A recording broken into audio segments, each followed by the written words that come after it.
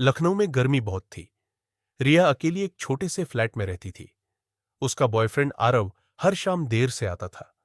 हाथ में लाल गुलाब लिए दरवाजा खोलता और मुस्कुराकर कहता, सॉरी जान, ऑफिस में फंस गया।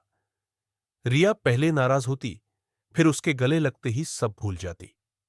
आरव का स्पर्श अच्छा लगता था, पर दिल को पूरा नहीं भरता था। एक दिन दिल्ली में बड्डी नौकरी का इंटरव्यू आया। रिया गई तो हजरतगंज की कॉफी शॉप में वेदांत से टक्कर हो गई। वही पुराना कॉलेज वाला प्यार, जिसने 3 साल पहले बिना कुछ बताए रिया को छोड़ डाच दिया था, अब वेदांत और सुंदर लग रहा था। लंबे बाल, हल्की दाढ़ी, आंखों में पुरानी आग। 4 दिन तक वेदांत रिया के लिए दिन रात दौड़ता रहा। नौकरी पक्की करने के लिए बड्ढे बड्ढे लोगों से मिलता रहा। एक रात लोधी गार्डन में दोनों अकेले थे। चांदनी थी। वेदांत ने रिया का हाथ पकड़ा। उसकी गर्म उंगलियां रिया की कमर पर चली गई। सांसें गर्म थीं। उसने कान में फुसफुसाया, मैंने तुम्हें छोड़ा था, पर कभी भूल नहीं पाया।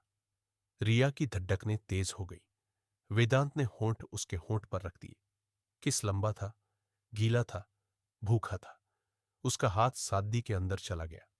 रिया कांप रही थी, पर रुकने को जी नहीं चाहता था। 3 साल की सारी कड़वाहट पिघलकर सिर्फ चाहत बन गई। ट्रेन में लौटते वक्त रिया ने सोच लिया, आरव से साफ साफ कह देगी और वेदांत के पास चली जाएगी।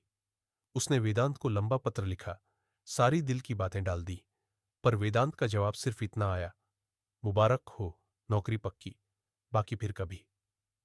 बस उसी शाम दरवाजा खुला। आरव हाथ में ताजे गुलाब लिए खद्दा था। रिया रो पड़ी और दौड़कर उसके सीने से लिपट गई।